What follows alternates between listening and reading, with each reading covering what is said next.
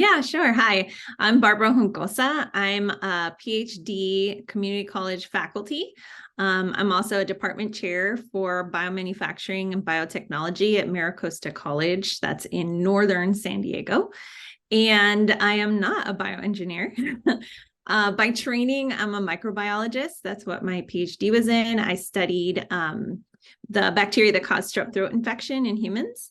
And kind of through a roundabout way, ended up teaching biotechnology out here in California. Yeah, so biotechnology chose me kind of.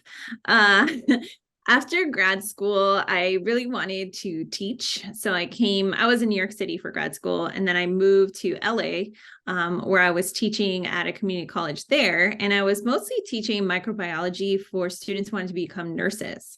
But while I was there, the college decided they would like to pursue a biotechnology training program. And they asked me if I'd launch it. So that was a big lift, but it was really exciting. So I went around basically LA County, meeting companies, finding like where would our students work. And what I discovered is that a lot of the companies are in that biomanufacturing space. So using cells to produce proteins that are then used in different kinds of medicines. And then when I was there for 5 years, started that program. And then I came to San Diego, where I've been for almost 6 years. And now I only teach biotechnology. So it was a real big switch for me. So I teach students how to operate in a lab, how to do different kinds of lab testing, how to grow cells, how to purify proteins. So really looking at that biomanufacturing side of things. Yeah, so I was super interested in sharks. That was my obsession. Like Shark Week, I was watching every summer, loved it. So for undergrad, I actually studied marine biology and discovered in the first summer that I'm super seasick. Like I went on this research cruise and all I could eat was crackers for like 2 weeks. It was terrible. So after that, I basically went into a laboratory as a volunteer kind of student worker, where I was studying viruses that infect fish that cause cancerous tumors in fish. So then that kind of got me interested in microbiology. And then that's where I went for grad school. And so it's always kind of science, but it's been migrating to different areas, at least in the kind of biology end of things. Yeah, I mean, what's super fascinating about biotechnology is that it touches our daily lives, whether we think about it or not. So even like the laundry detergent that you use, generally will have enzymes from bacteria in it that help to break down the dirt and the grime that's in our clothes. So, something as simple as washing clothes is touched by biotechnology. And then if you think about, like greener plastics that are coming out, there's really interesting work around food right now, making lab-based meats. So there's a company down here in San Diego where they're growing cells from fish in like petri dishes and then making them into fish fillets. So it's really fascinating kind of the food revolution that's happening right now. And then of course, just all the amazing kinds of therapeutics for cancer and other kinds of diseases that require us to genetically engineer cells to make a protein that then we can put into people. So it's just really interesting to me, all the different ways that biotechnology touches us, even if, we're not aware of it all the time. Yeah, I mean, even like something as simple as jeans that we wear, like denim jeans. They are often a lot of the kind of acid wash will have biological products in it. So it's everywhere, even if we don't know it.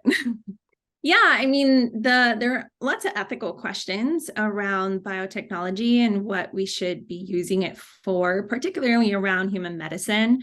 I was recently teaching a class in CRISPR gene editing, and there's lots of controversy in that area. There was the Chinese scientist who CRISPR engineered apparently 2 or 3 babies in China. And so that was super controversial. There's just a lot of questions around risk benefit, like how much benefit would outweigh risks of, especially with something like CRISPR, where you could get other edits that are unintended that may lead to things like cancer. There's just a lot of questions around also what we should be curing or not curing. And then, of course, there's always a discussion of designer babies and how far should we let people go in making edits to the next generation.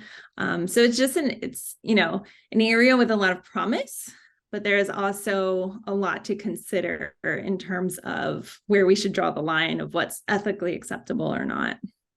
Yeah, I mean, to me, it comes down to a really simple question, like just because you can, should you? And that to me is kind of the core of ethics. Like there's a lot of things we can do right now with biology and the tools that we have, like CRISPR gene editing. It's very precise. So you're right that, we have been selecting mates for a long time based on a lot of different factors.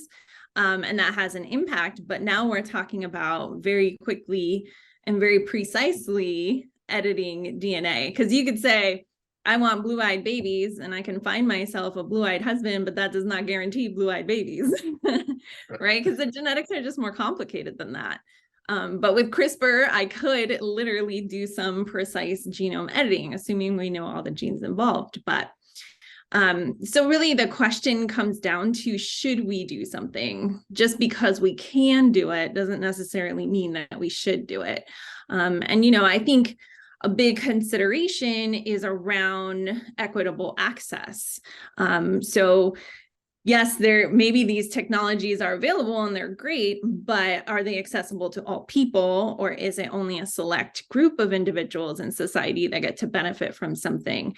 And is that the right thing for us as a society? I'm a first generation American. My parents are Cuban immigrants. Like, I did not come from a wealthy background, so I would not have had access to certain things. So I also think about it kind of from that perspective, not just like, should we in general as humanity do something, but then also, if we think that it's beneficial, should we think about equitable access for those technologies? Yeah, that's a good question.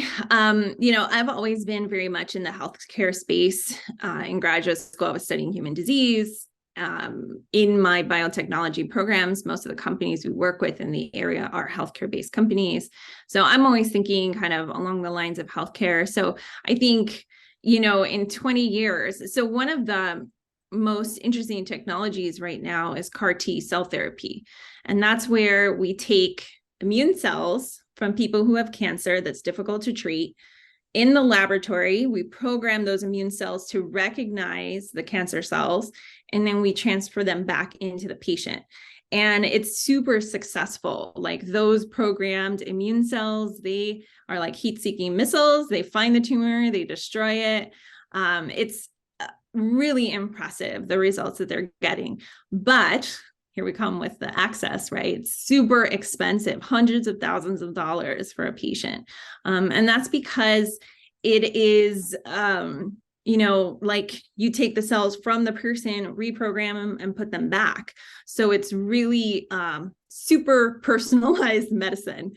But one thing they're moving towards is creating kind of banks of cells that you can just kind of essentially, like in a store, right? You have these cells available to treat different cancers, and depending on the person's cancer, you take the right cells off the shelf and you can give them to the person, which would make it a lot less expensive and a lot more accessible, and hopefully be able to treat a lot more different types of cancer. So I think that, I don't know, about 20 years, maybe something like that would be possible, to have these kind of off the shelf genetically programmed cells that people could be given to destroy those specific tumors.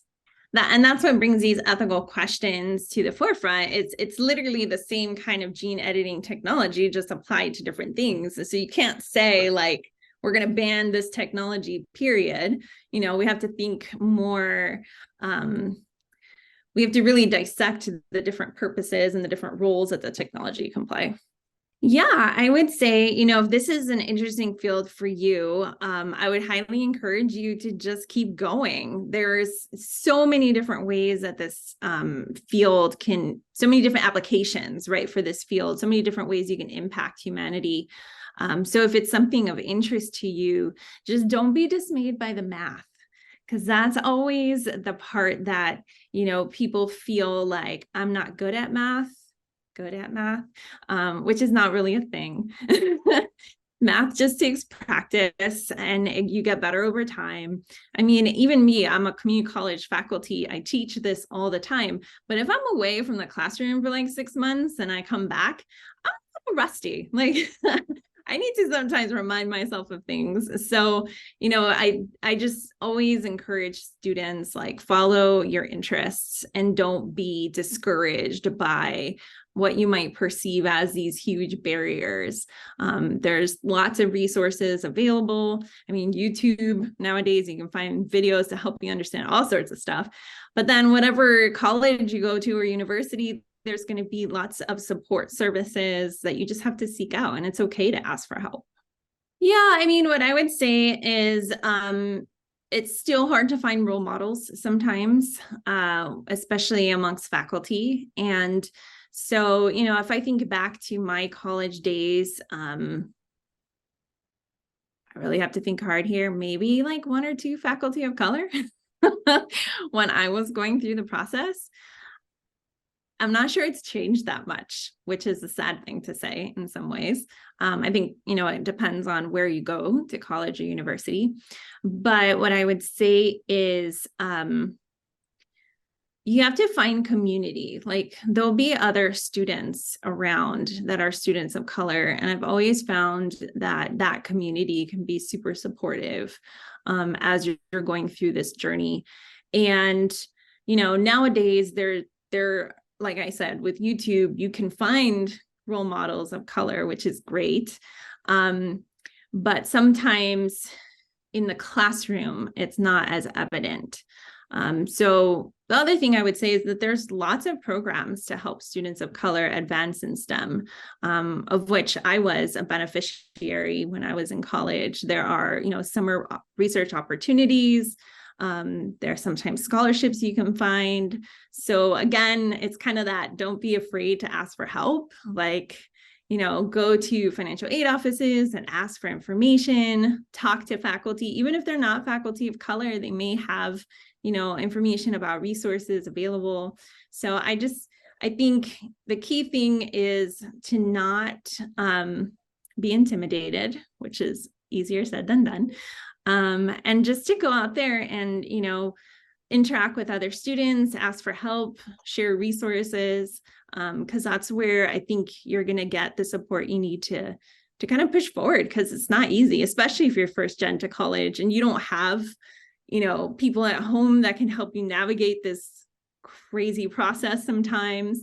There's higher ed is kind of a little bubble in its own sometimes, and you have to learn how to navigate that. So, anyone that I had friends who were not people of color, but came from families where they had like college educated parents who helped them navigate. So then I kind of piggybacked and learned from them how to navigate. And that's a really helpful resource. Yeah, absolutely. I think it depends. Depends on what you want to do. I think the reality is, if you want to work on the technical side, you need some sort of formal training. Yes, there are now websites where you can buy stuff to do at home, and maybe some students can afford that and kind of learn those skills. For a lot of people, it probably still cost prohibitive, like you just can't afford those kinds of things. So I think on the technical side, having access to equipment and learning techniques, it's not something you can do necessarily on YouTube. With that said, I don't think you need a 4-year degree. There's lots of community colleges. I've taught at 2 of them that have biotechnology programs. We're in California. In California, it's $46 a unit, and you can go and learn all the skills that you need to get entry-level employment.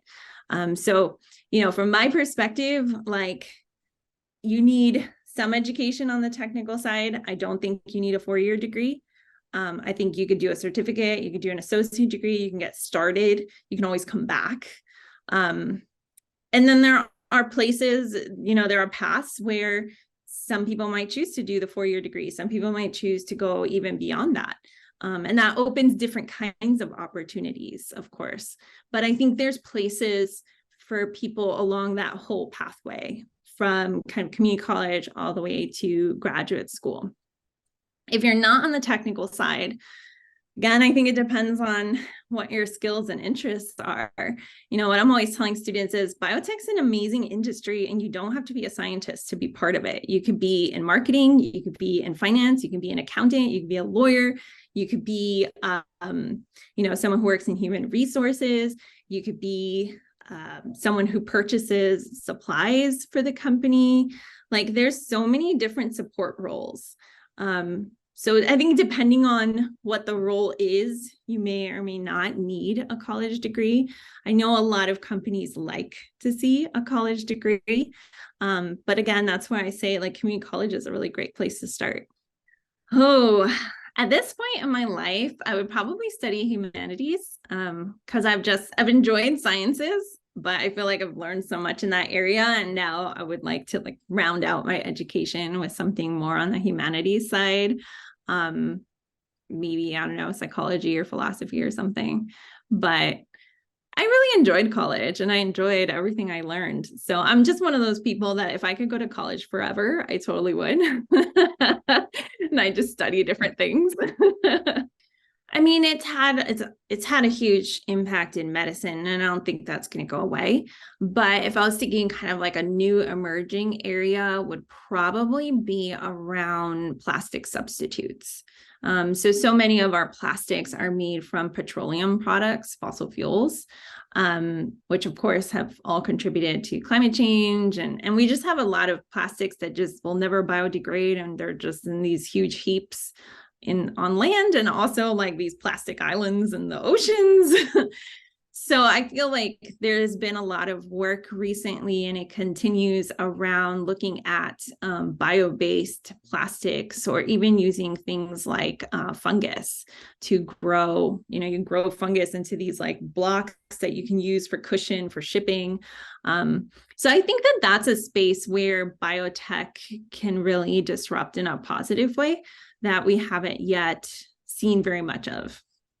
Overall, I would just reiterate that there's like a space in biotech for everybody, regardless of what your interests are.